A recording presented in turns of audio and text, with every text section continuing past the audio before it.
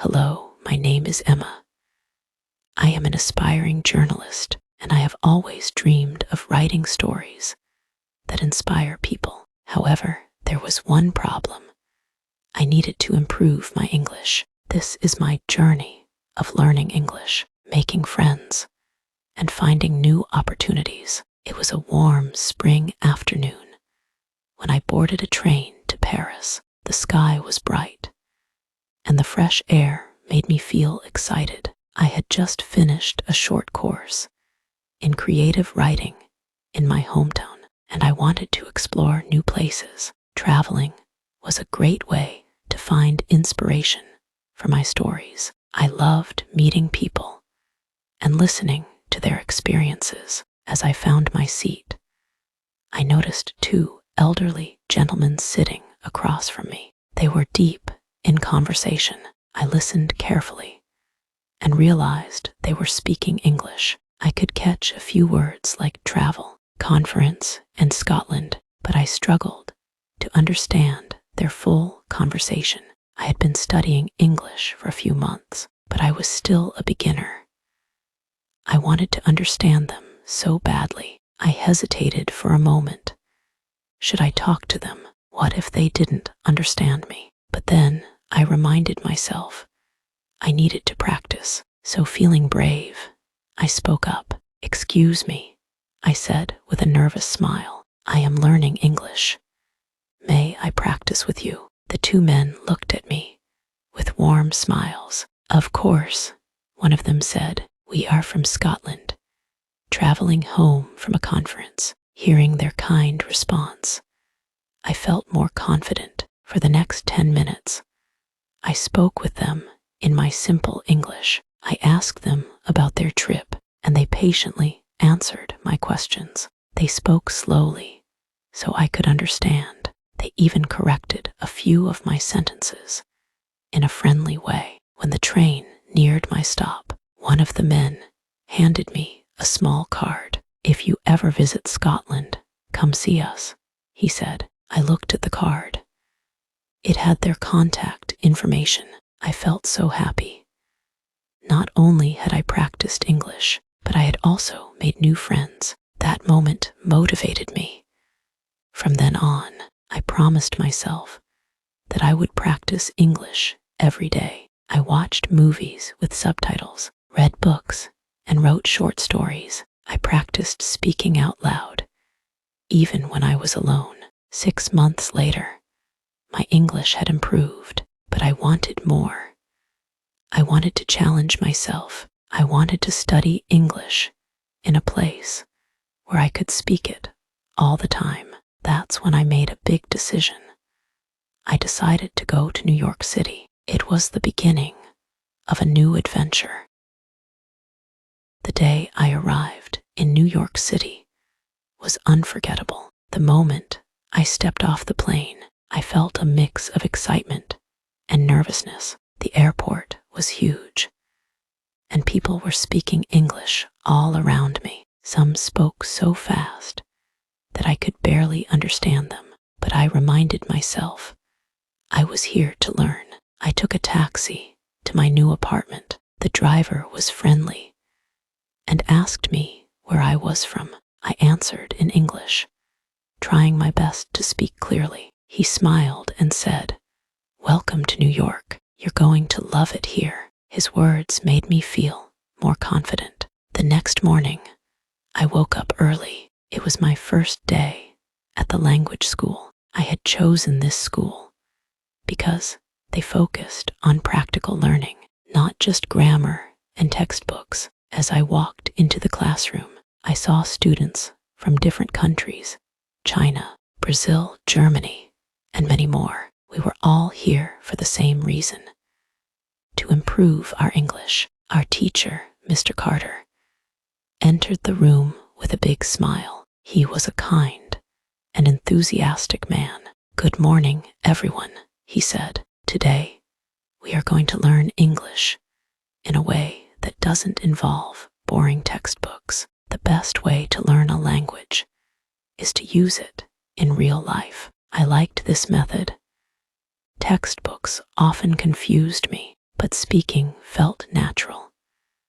We started by introducing ourselves. I told my classmates about my dream of becoming a journalist. Some of them shared their own dreams, becoming doctors, teachers, or business owners. It was inspiring to hear their stories. The next day, during class, one student asked an important question. "What is the best way to learn new words?" Mr. Carter smiled. "The most effective way to learn vocabulary is through reading. People who read regularly learn new words twice as fast as those who don't." He gave us some advice. Choose a book or article that interests you. If you find a word you don't understand, look it up in a dictionary. You don't need to write it down. The more you see the word in context, the more you will remember it. I followed his advice. I started reading for 30 minutes every day. At first, it was difficult. I had to look up many words, but after a few weeks, I noticed an improvement in my vocabulary and comprehension. Outside of class, I tried to use English as much as possible. I ordered food at restaurants, asked for directions when I got lost, and even started small conversations with strangers. Every interaction was a learning experience. One evening, I walked past a bookstore and saw a sign that said, "Help Wanted." I thought about Mr. Carter's words, learning through real-life situations. Maybe this was an opportunity to practice English even more. The idea excited me, and I decided to apply for the job. Little did I know, this decision would change my life. The next day, I went to the bookstore and asked about the job. A woman behind the counter smiled and asked if I had experience. I told her I loved books and wanted to improve my English. She decided to give me a chance. My job was to organize books, help customers, and work at the cash register. At first, it was hard. Customers spoke quickly, and I had to ask them to repeat themselves. I often felt nervous, but I reminded myself that making mistakes was part of learning. I kept a small notebook and wrote down new words I heard at work. At the end of the day, I would look them up and practice using them in sentences. One day, a customer asked for a book recommendation. I remembered a book I had read and suggested it. The customer smiled and bought it. That small moment gave me confidence. The next time a customer asked for help, I didn't hesitate. I felt more comfortable talking and answering questions. At work, I learned many new words. My coworkers corrected me when I made mistakes. Instead of feeling embarrassed, I saw it as a chance to improve. I also started reading book summaries and writing short reviews to practice English. Sometimes, my coworkers would read my reviews and give me feedback. I also made friends at the bookstore. My manager, Sarah, was kind and patient. She noticed my effort and encouraged me. "Emma, you're improving every day. Keep going," she said. Her words motivated me to work harder. Outside of work, I kept practicing. I spoke with my coworkers, read signs and posters, and listened to how customers talked. Every day, I felt a little more comfortable. I even started watching English videos about books and writing. I paid attention to how people spoke and tried to copy their pronunciation. Learning English through work was challenging, but it was also a great experience. I realized that real-life practice was the best way to improve. I was no longer just studying English. I was living it. I wanted to use English outside of work, so I joined a basketball team at school. The players were from different countries, and we all spoke English to communicate. At first, I struggled to understand their instructions, but after a few games, I improved. Playing sports made learning English fun.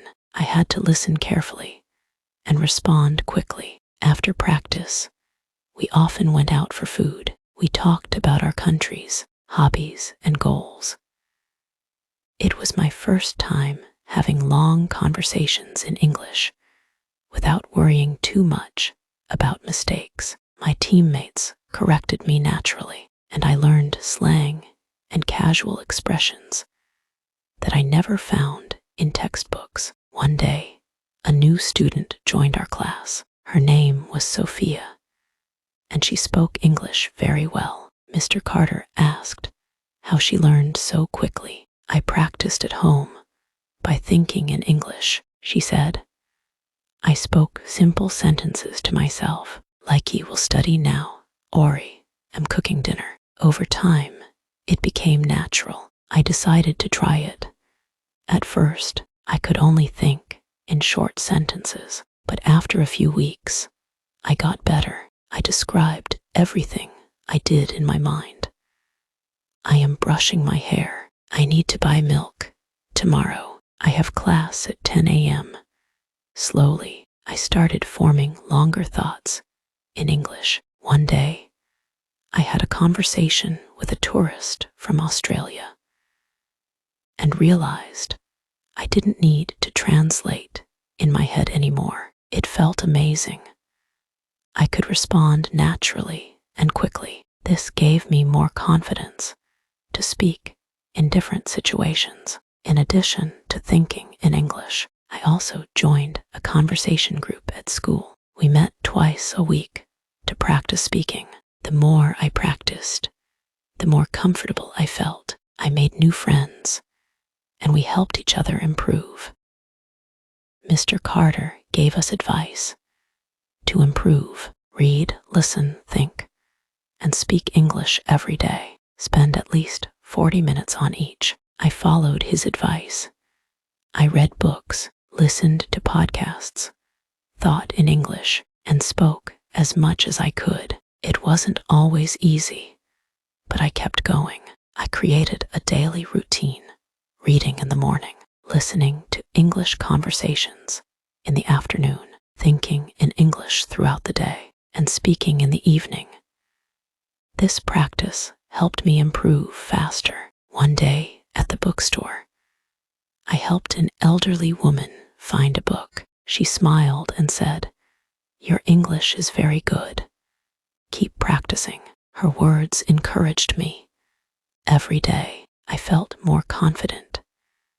I was no longer afraid to speak English. I even started helping new students at school with their English. Teaching them small things made me realize how much I had learned. 6 months later, I could have full conversations without struggling.